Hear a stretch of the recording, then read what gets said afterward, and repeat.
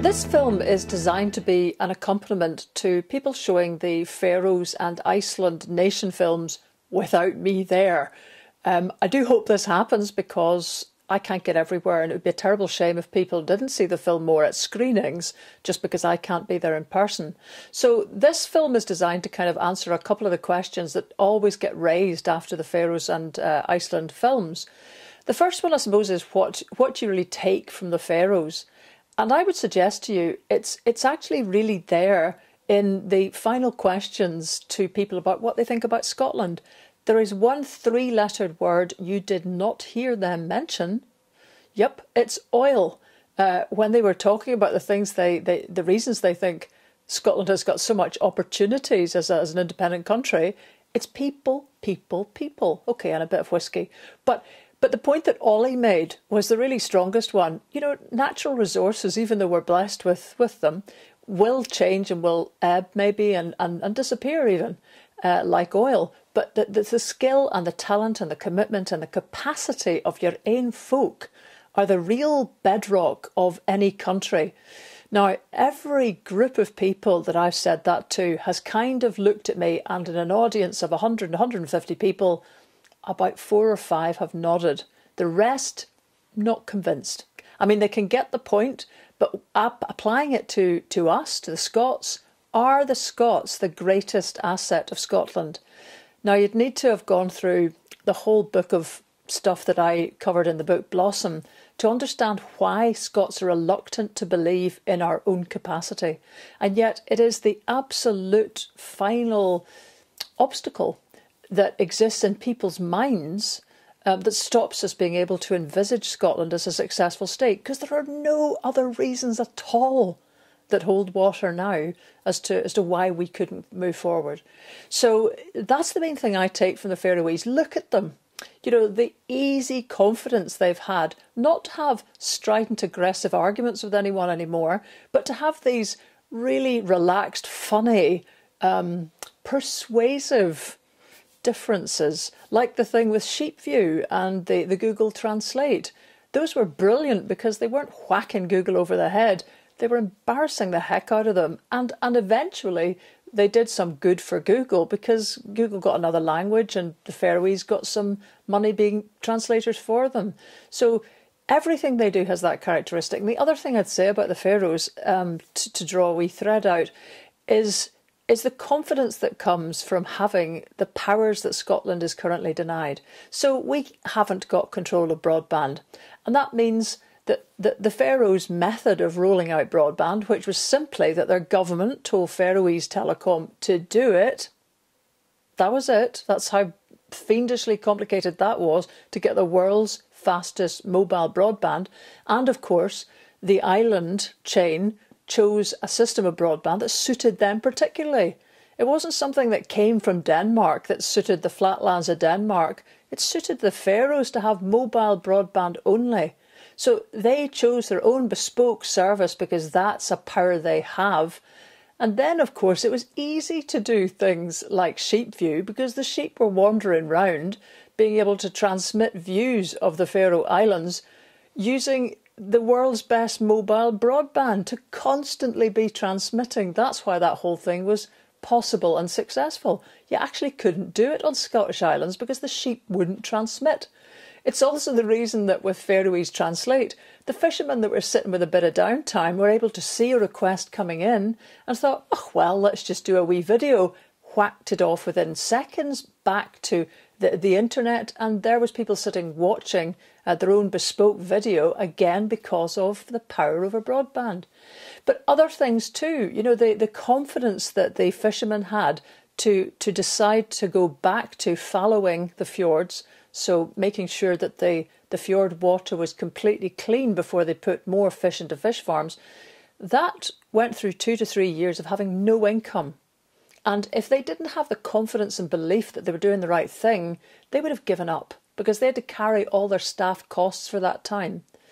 Equally, there's one final story about the Faroes I'd love to tell you. Lots of people will have watched The Killing on TV, which featured the famous female detective Sarah Lunt and she had this fabulous jumper on the whole time, which was made by a company in the Faroes called Gudrun and Gudrun. Now, of course, everybody watching the series decided, by gum, I know what to get my other half for Christmas. So there were loads and loads of orders put in for these jumpers, so much so that it overwhelmed the company. Their rule was that they only do hand-knitted sweaters. They don't do any machine knitting at all. So they farmed out some extra work to people in developing countries, paying them the same rates as the Faroes, and still they couldn't cope. So they finally, when they realised how stressed they were getting, they downed tools and decided that what they would do instead was make tiny wee jumpers, which they knitted and sent to everyone who'd put a jumper order in, saying, here is a wee jumper. Your actual big jumper will follow after Christmas. I hope you don't mind. And they didn't lose a single order. So there's an incredible lesson there, which is the things that the Faroese find easy, which are ingenious, creative, people-centred solutions, are easy because they've had the powers to do things.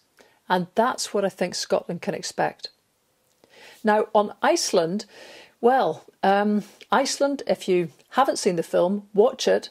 I hope these comments will encourage you to do that. And likewise with the ones you've just seen on the Faroes. Iceland, I'd love to tell you again one story about Katrin Oddsdottir, who you saw at the end of the Iceland film. And she's the secretary of the crowdsourced constitution. She's actually a QC to trade. She took time off to do this effort to try to get a better constitution for Iceland. She believes in it so much. But this is a question about the ability of the Icelanders to embrace uncertainty. Now, living on an island that's exploding the whole time and having 12 earthquakes on a quiet morning, you know, you have to be able to embrace the idea that you cannot control your environment. So Katrin told me this story when she was 8. She was in school and the teacher came in and said, Katrin, both your parents are here to see you. So she thought, oh, wow, something really dreadful must have happened. Both my parents are here. So they came outside. The teacher left Katrin to her parents. Her mum leaned over, put her hand on Katrin's shoulder and said, Katrin, there's the most extraordinary volcanic eruption happening now. Let's all go and see it together. They just disappeared off to watch it and found half of Iceland there, marvelling at this spectacle of nature that was happening right on their doorsteps. And this is what Icelanders are like. You know, they can only be there because they can embrace the level of uncertainty that living on an island that's had a third of all the lava flows on Earth actually does to you. So there's a challenge to us. Our land is much more stable, but I wonder if that has settled us too far into our armchairs compared to the Icelanders who've constantly had to rethink things. Another thing is the extent to which power over foreign policy and trade can change a nation. And the story of Jon Baldvin Hannibalsson still sticks with me so much.